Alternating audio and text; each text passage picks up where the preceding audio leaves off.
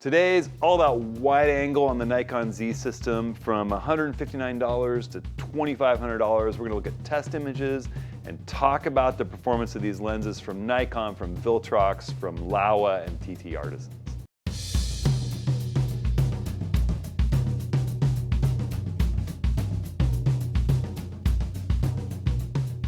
Well, hey everyone, it's Hudson. Welcome to this week's video. We're going to be talking about wide-angle lenses. I seem to have kind of a plethora of them, and I'll kind of walk through why I have all these lenses and how I feel they perform. We'll look at test images. We'll compare them versus each other. We'll take a special look at how they might perform at night. Almost all of them I've shot Milky Way with. And we'll just talk about who each lens might be for a little bit at the end of the video after we look through some images. But you know, when I first got into the Nikon Z system, the only ultra wide they had, the first one that came out, was the 14 to 30, and it astounded me, 14 to 30 f4. It astounded me that it outperformed in terms of image sharpness to the edges. It outperformed my 14 to 24 2.8 f-mount lens, which I had carried for over a decade and was one of my most beloved lenses. It pretty much displaced that. I quit using that on the FTZ adapter. I sold it. Then Nikon came out with this just astounding 14 to 24 2.8 S lens, the successor to that big f-mount lens, which takes 112mm filters with a special hood, has this beautiful little screen, function buttons, light, small, just as beautiful in the way it renders color and contrast, and yet it's much, much sharper edge to edge than the old lens ever dreamed of being, with less focus breathing. Just an incredible lens, but $2,500. This is the only 2.8 zoom that I can't live without in the Nikon world. I love this lens. Its performance is astounding when you need a 14 to 24. When they came out with the 21.8, I had to test it because I had loved the 21.8 in the f-mount days for the way it rendered sunstars.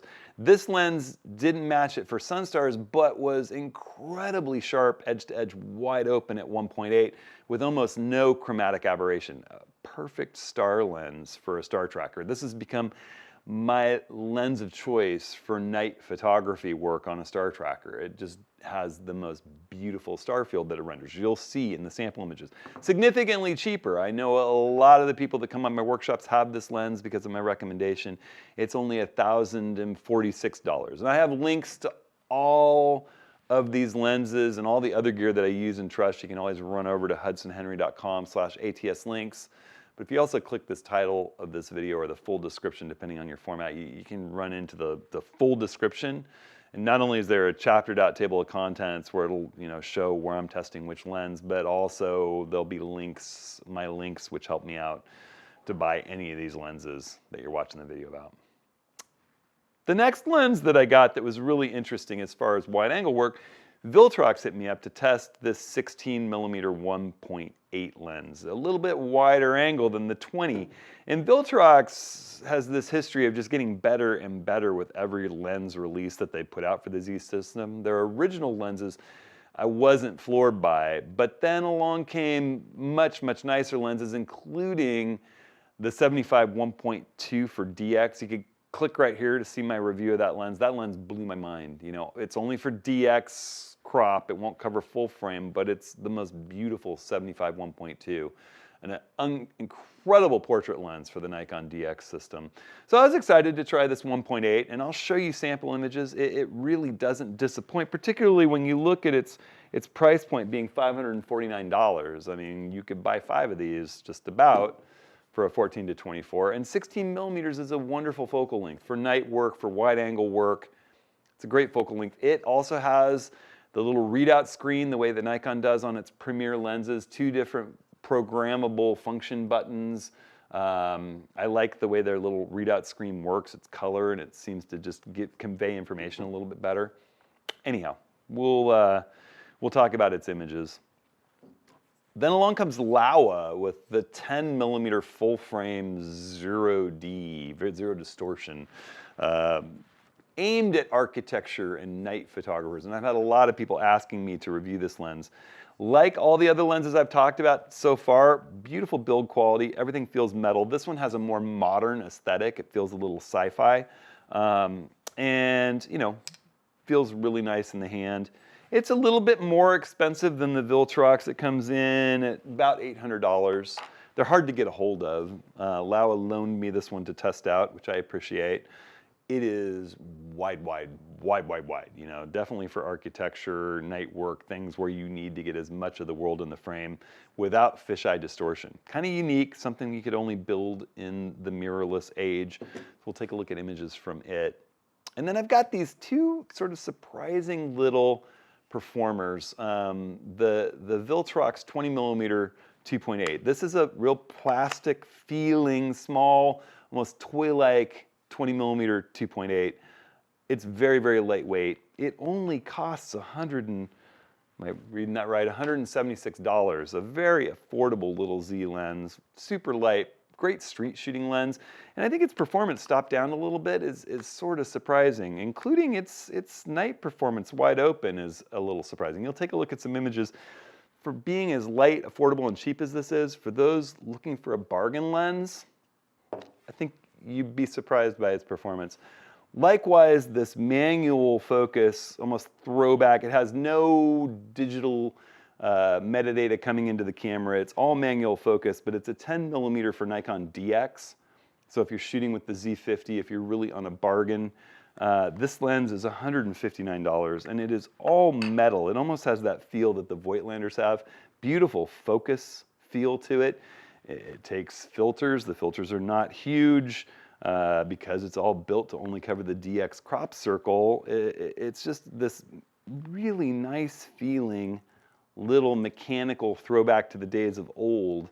And I actually really like it. So we'll take a look at some images from it too. So we got a couple little bargains, some players in the mid-range, and then of course, you know, the top of the line Nikon glass. And we'll take a look at some images, we'll look at the performance, and then we'll come back and we'll talk a little bit about the results. All right, so the way I'm going to do this is I'm going to kind of introduce each of these different lenses, and I have some real world shots and some Milky Way shots from most of these lenses.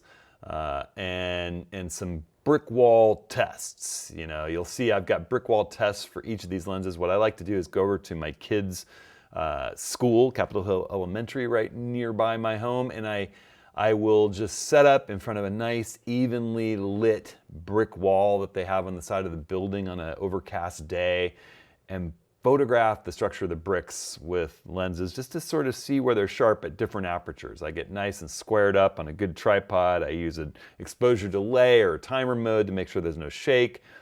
And I photograph the brick wall at different apertures. So we'll see some of those tests from each of these lenses, as well as some real world images, and just talk through a little of this.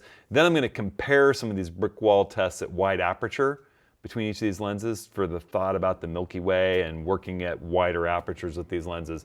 And then we'll talk a little bit. At the end, we'll come back and talk about it a little bit. And so first up, I'm going to talk about one of my favorite lenses on the planet, the Nikon 14-24 2.8S, a spectacular lens that eclipses my old favorite 14-24 f-mount lens that I carried for well more than a decade. And I'll show you why. Here's the brick wall test with the magnificent 14-24. I'm just gonna jump in here in my loop view. I've gone from grid to loop here, and you can see what the aperture is and the lens and the camera. I think I've shot most of these with the Nikon Z9. And as you look at center sharpness at wide open f2.8, it's sharp. You go out to the edge in the corner, it's also relatively sharp, much sharper than the old f-mount lens.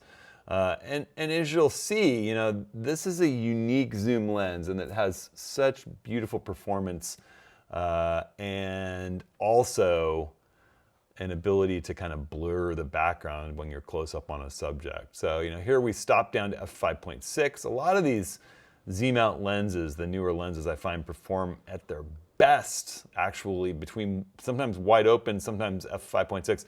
This lens performs, I think, at its best from wide open to 5.6 across its zoom range. You get down to f11, still beautiful. That lets you do those kind of storytelling shots with a narrower aperture, especially at 14mm. You can put the whole world into apparent focus from infinity to very close to you and not even worry about focusing.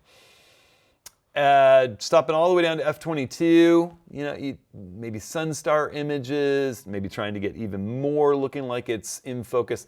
You'll see diffraction starting to get in here. You stop a lens too far down and you start losing sharpness. Even in the middle, it's less sharp. You know, take a look at it again. I'm going to jump over here to the f/2.8 image. It's noticeably sharper all the way out to the edge. All right, so there you go. Let's look at some real world shots. You know, my wife Stacy in the woods on a rainy day hike. I love the way that you can have a nice sharp subject and have it just blow to a nice soft out of focus background with an ultra wide. You know, here I'm at 24 with it, but still, you know, here are my kiddos at 18 millimeters, you know, and you can see it's handling backlight beautifully as you'd expect, and then it's sharp right to the edges. Sunstars, wonderful. You make the sun a little bit small, stop it right down. This is f/20. I found it does a nice Sunstar at f/16 too. Here's a beautiful real world shot, stopped all the way down in Moab at double arch, sunset. Just a lot of fun. And for Milky Way, this lens is wonderful. Here we are at 14 millimeters out on the southern Oregon coast. You'll start to see, you know, if we jump to 200% here, you see a little bit of coma starting where you get those kind of like Saturn-like looking really bright stars in the corners. But I mean, we're out at 200% to even see that. That's pretty spectacular. Much better star lens than the original 14 to 24. And I mean, much better, you know, from the foreground to the background. Again, this was on this workshop that we did down in Brookings, shooting Blue Hour and then the sky and blending those two. This was at, I think it's Natural Bridge, just a beautiful, beautiful spot. Epic lens, all right? That one's tough to beat. Now, I'm gonna show you the lens that maybe does beat it if you don't need 14 millimeters, and that's the 20 millimeter 1.8. And all of the new Z 1.8 lenses, they are sharp, and they're sharp wide open. You know, you take a look here at f 1.8, wide open in the corner. I mean, sharp wide open. That's kind of the way that Nikon's been building these, all of their Z lenses, but the 1.8s in particular. We stopped down to f2.8 like we did, you know, where we were with the 14 to 24. Its maximum aperture is 2.8. Whew, that is sharp right to the edge. So 1.8 is amazing. 2.8 is razor. 5.6, again, I think these lenses are at their sharpest between, you know, wide open and 5.6. It's just kind of a whole brave new world in the mirrorless realm. Stop it all the way down to f11, still nice and sharp. You can't go wrong with the 21.8, whether you're shooting in the landscape or whether you're shooting at night. And that's where this lens just excels. Here we are at Secret Beach, right to the corner. Unbelievable. This is a 100-second exposure on the Move Shoot Move Star Tracker. It's a nice light lens. This was with the Z9, I believe. Or maybe the Z7 too, one of the two. This is in the Owens Valley, definitely with the Z9 on a workshop we did a little while ago. I mean, I think you get the idea. It's just a very special lens for Milky Way shooting, a very special lens. So that's kind of my favorite. Now those two lenses are a little more expensive, and it's interesting to take a look at what else is available out there. And one lens that I've been playing around with a bit is the Viltrox 16 millimeter, the 16 1.8. And we'll take a look at some side-by-side examples of how these line up against the more expensive Nikon glass. But I think you'll see here at f1.8, you know, it's losing a little sharpness in the extreme corner at 1.8, but it's not bad right out to the corner at f1.8. You know, from center to corner, there's a bit of vignetting, a bit more than you'll see with the Nikon primes, although, you know, the Nikons still have some vignetting too. We stopped down to f2.8, and ooh, that sharpens up quite a bit. Gets sharp right almost all the way to the very edge. Shooting it at f5.6, more like a traditional lens. It gets sharper and sharper in towards f5, 6, f8. We go out to f11 with the Viltrox 16 millimeter. Still nice and sharp, good for storytelling, landscape type shots. I love the 16 millimeter focal length. It is a great focal length. If we stop it all the way down to f22, it loses some sharpness, no doubt about it. Milky Way work, I was interested to test this out over at Mount Rainier when I was shooting, and I was really happy with the results of this lens shooting Milky Way. I don't see a whole lot of coma. You know, like the 14 to 24 S, if I jump in, I'll start to see just a little bit way out at the extreme edges, maybe a little more than the 14 to 24, those little wings that start growing on the stars. That's called coma, but it's only at the edges, and it's, you know, this is at 200% again. You know, at 100%, shooting with the Z6 III, pretty darn good. Pretty darn good, all right? Now, let's have a look at the Laowa. This is an ultra wide, okay? This lens is for when you want to get everything in the world in the frame. It has such a wide angle of view. You know, it's particularly useful for architecture. I know a lot of people have been excited about it for Milky Way. I got carefully leveled up here. You can see, you know, it's almost got no distortion. This straight line along the bottom is pretty darn close to straight. You know, it could be some of my error with setting up, but these lines are staying really amazingly straight. There's a fair bit of vignetting wide open at f2.8. I think you can see that in this image. It cleans up a little bit as you stop down. That's f5.6. But one other thing I notice is, you know, I mean, it's a 10 millimeter full frame lens. You're gonna lose a bit of sharpness out toward the edges, but it's pretty good. You know, it just depends on what you find acceptable. And there are certainly gonna be scenes where what you're putting in the corners are a little less important. Certainly wide open, it's lost some definition and sharpness right in the extreme corners. Of course, it's a 10 millimeter. You know, look, coming back to this one more time, you know, if we look at this, I'm sure that this is about the DX break, somewhere right, we had this at 16 millimeters. So we're probably in here, somewhere in here is about the APS-C break if you were shooting APS-C. So, you know, on an APS-C camera, I don't think you'd have any of this less defined corners, but it's losing some definition at the corners wide open. Stop it down to f5.6, much more acceptable in its corners, significantly better. We're losing a lot less. That makes it tricky for night work if the edges matter to you, if you're wanting nice pinpoint stars, and we'll have a look at that in a second. Stop it down to f11. I think that's sharper yet. I think we're getting better in those corners at f11. Oh wait, where did I just there? Stop it all the way down to f22, and we start getting some diffraction. We've lost, you know, if we jump back and forth, f11, f22, definitely losing some sharpness with diffraction. All right, a couple real world examples. It throws a beautiful sun star. This is my daughter and my son, Pepper and Pike, at their grade school. You know, you're out shooting lens tests. Your kids might as well be playing around on their scooters during the summer. And I love the way it sun-starred off of her scooter at the same time. But, you know, nice sharp bladed sun star. You know, rendering in the center is beautiful. I'm like inches from her as I shoot this at 5.6, and you even get a little bit of fall off, and the out of focus rendering is not bad. I don't see a lot of chromatic aberration. It's a really nice lens. It's a really nice lens. Shooting Milky Way with it, again, you know, this is a really, really wide Milky Way. This is on the move out at Mount Rainier. Not worried about the foreground. I'm spinning with the stars. The center of the frame is great, but again, you start seeing some of that softness at the extreme edges. You know, and you know, if you're posting this up on Instagram or Facebook, this is not going to be noticeable at all. But, you know, if you're looking at it that big, people, wow, you know, what a wide Milky Way.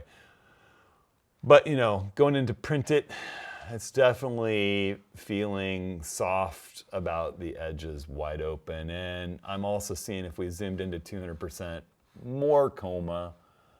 You know, those are definitely turning into those kind of winged birds that we saw a little tiny bit of in the Viltrox and the 14 to 24 wide open. That's the thing you just don't get with that 20 millimeter 1.8. That's amazing. You know, again, not so bad from the APS-C line in, probably in here, So if you were shooting this lens on an APS-C sensor, I think its performance is phenomenal. It's just to get that 10 millimeters, the corners suffer a little bit. Now let's talk about some surprising, really affordable, smaller, ultra lightweight, I mean bargain lenses. And one is the Viltrox 20mm 2.8, which is a small, ultra light, you wouldn't even notice it's in your bag, super affordable little lens. And you know, you zoom in on it wide open at f2.8, nice and sharp in the middle. It's losing a little sharpness out toward the edge. It's certainly not going to compete with the 20mm 1.8 Nikon, but we'll have a look at that in a minute. If we stop it down to f5.6, ooh, it's sharpening up. You know, yeah, totally acceptable. We take it to f11, you know, again, more like a traditional lens. Sharp as can be out at f11, right to the edge. Great for storytelling shots. And this is an autofocus, you know, sort of pancake, ultralight 20mm. It actually fills a niche for those who just want to go really, really light. Stop down to f16.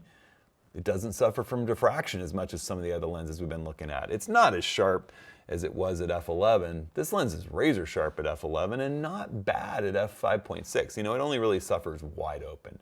And you can see it's got a fair bit of vignetting and so.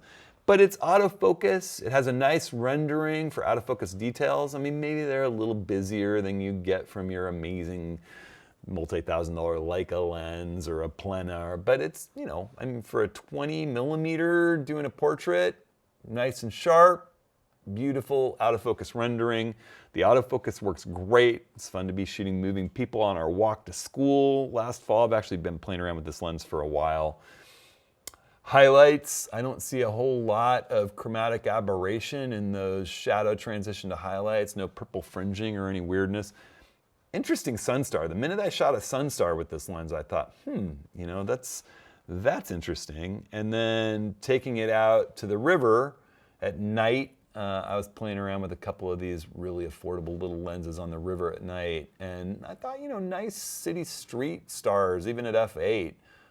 You know, not bad. I did take a few star shots with it.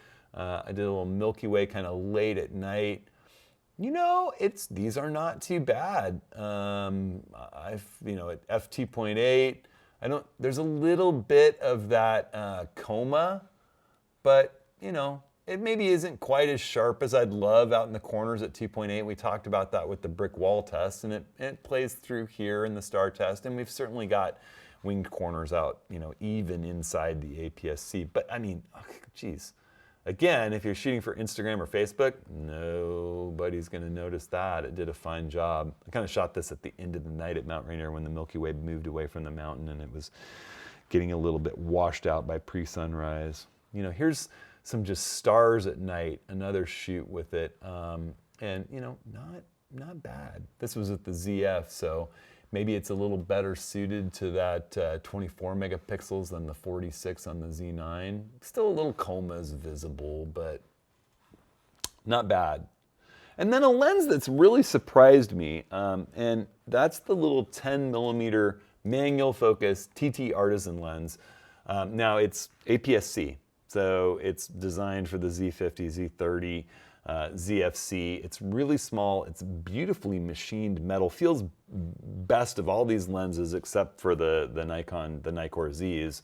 Of all the lenses, I think that the Viltrox 16 2.8 is really special, and this lens is just a really nice feeling little manual focus lens. It transfers no data at all through metadata. So I had to program the camera. You can name in the Z9 what some of your, you know, older lenses that have no electronics in them, what their focal length is, what the maximum aperture, and then you can name them. So I named it TT Artisan. But you can see here, you know, at 100%, this lens is pretty sharp, wide open. It's an f2.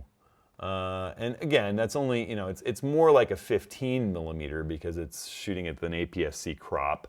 But the Z9's the best test for that with me. You know, it's got a little more resolution than the Z50. So you can see a little distortion, but it's pretty sharp at f2.8 or at f2. Stop it down to f2.8. and it gets even sharper, really nice and sharp.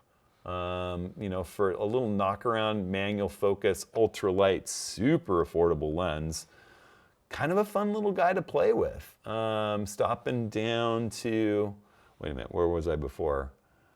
Oh yeah, so it never tells you. I just have to remember. I know where I shot these, and by the shutter speed I could tell I shot it at f2, so wide open. And then I shot it at f2.8. It gives us no indication of that, but that's what's going on. And then 5.6.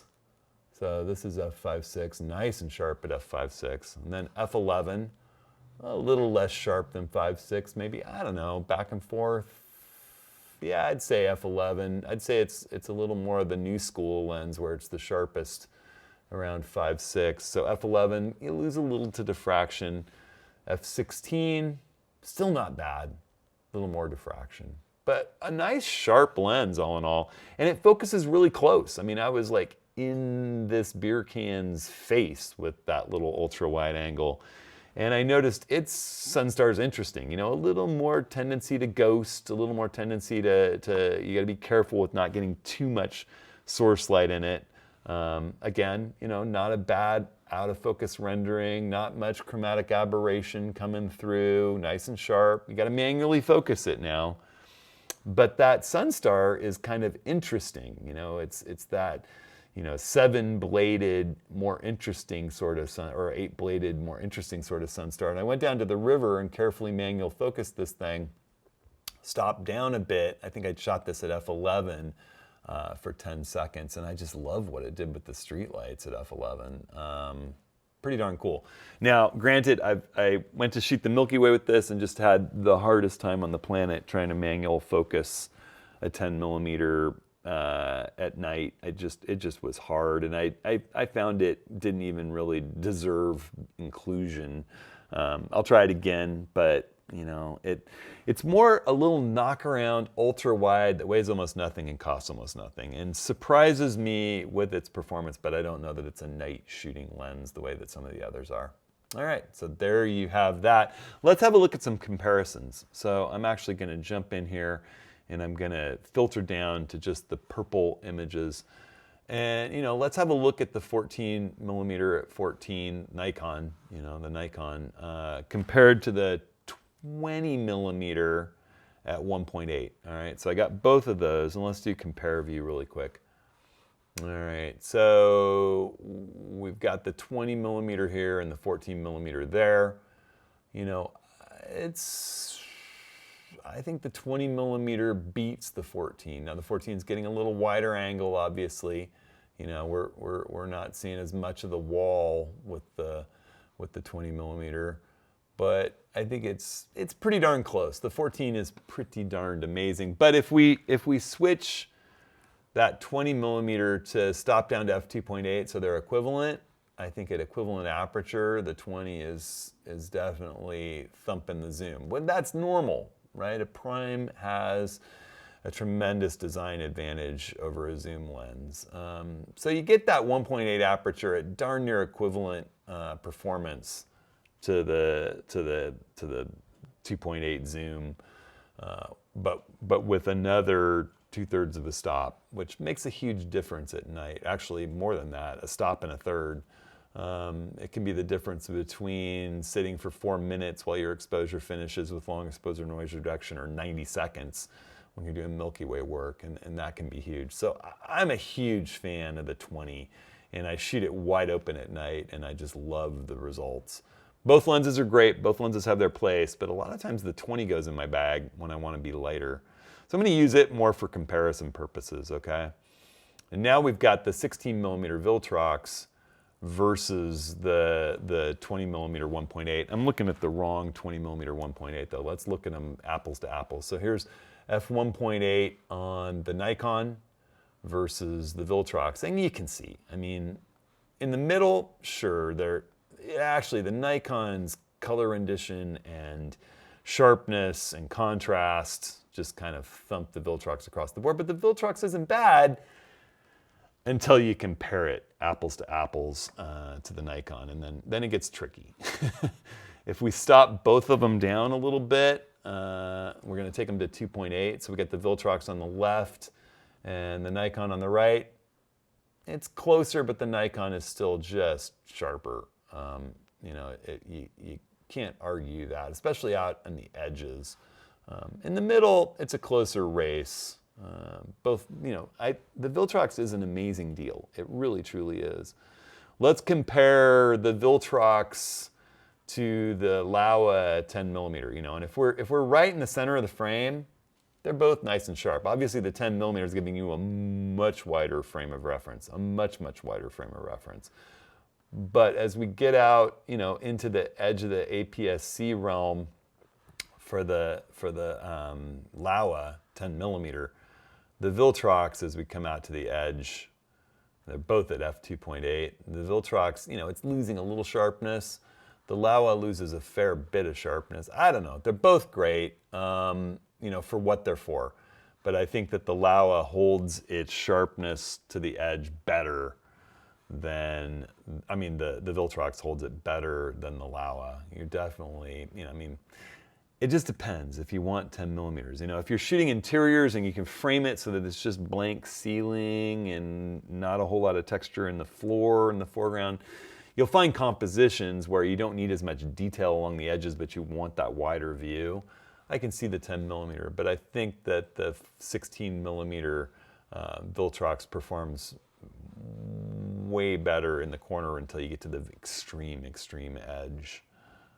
And then having a look at the 20mm Viltrox, let's have a look at that versus the 20mm Nikon. And so we're at 2.8 with both. Obviously, the little Viltrox isn't going to really be able to compete wide open. It just can't. It's not even going to be close. But still, it's a little pocket, you know, genius. You see why you spend more money on the Nikon lenses, and you see why they are so epic and legendary. There's so much less vignetting, there's so much more sharpness, and yet still I think this little Viltrox is a surprising performer for what it is. And here we've got the TT Artisan. You know, we can have a look at it versus, let's put it up against the 14. All right, let's go with the TT Artisan at f2.8 versus the 14mm Nikon 14-24 at 2.8. You know, and the 14-24 is gonna win. It's a lot more money, but I gotta say that this little TT Artisan lens is hanging in there surprisingly well. Let's have a look at it compared to the Viltrox 16mm. Now, the Viltrox is autofocus, and the Viltrox is you know, a more expensive, higher tech lens. But I think the little TT Artisan at f2.8 is sharper out to the edge, covering more of the wall. It's a surprising little lens. It's not as easy to use, and I don't think it handles backlight and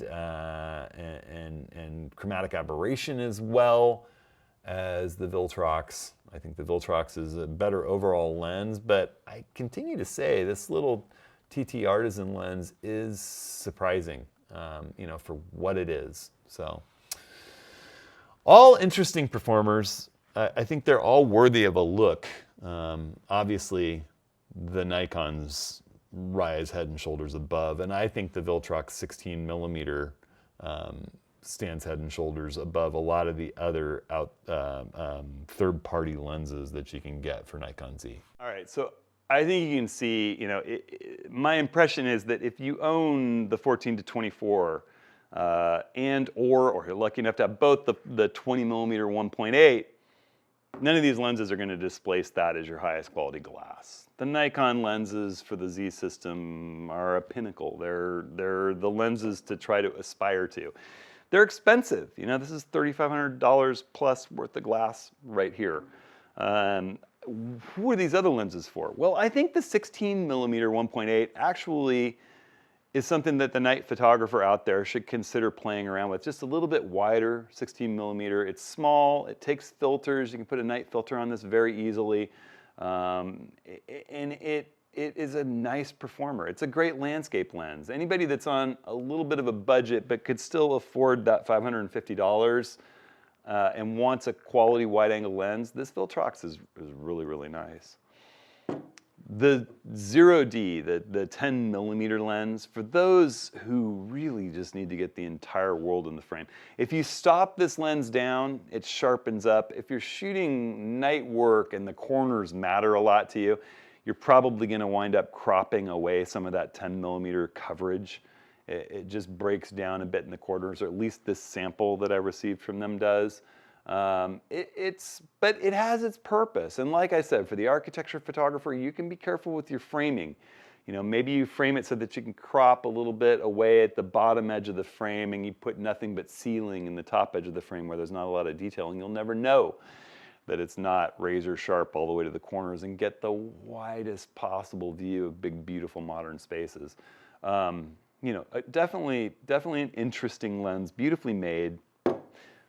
These little bargain guys are surprises. I mean, I think I'm always talking to people about the fact that if they're really on a bargain, the DX world or the Micro Four Thirds world makes a whole lot more sense than the full frame world, because the best of the glass costs so much more money. And that was just pounded home to me by that 75 millimeter 1.2 Viltrox lens that came out for the Nikon DX system. This little TT Artisan lens at $159, you know, you've got to work a little bit to make sure that what you've got is in focus, but at 10 millimeters, it's pretty easy to get a lot of the world in focus. And it has a little depth of field gauge on it that seemed accurate to me. I think, you know, this lens is fun. And it's beautiful and it's well made and should last a long, long time. You know, it's definitely a throwback to another age. Beautiful piece of glass. This little guy, you know, I wouldn't want to drop the camera on it. I think it would be the impact bumper for your camera, but it has a surprising level of performance, you know, for being as affordable as it is at $176. Stop down just a little bit. It's nice and sharp. A 20 millimeter 2.8, great street shooting lens, unobtrusive, lightweight. Stop it down a bit. It's nice and sharp, you know. So there are a lot of options out there for the Nikon shooter at this point in time, for the Z glass shooter, and all of it is surprisingly good for the various price points that you have. Obviously, you know, it's tough to beat the Nikon glass, but these other players are all worthy of having a look at. So there you have it. We'll be doing another set of office hours before very long. You want to sign up for that. That's our big free group photography get-together meetings. You can always watch them archived on YouTube too. If you look at the live stream, you can see past ones, but you can sign up and join us live on Zoom or YouTube Live right here at hudsonhenry.com/office hours. Leave us a question. We'll be doing a long Q&A in the next one, so we'll try to get to your question.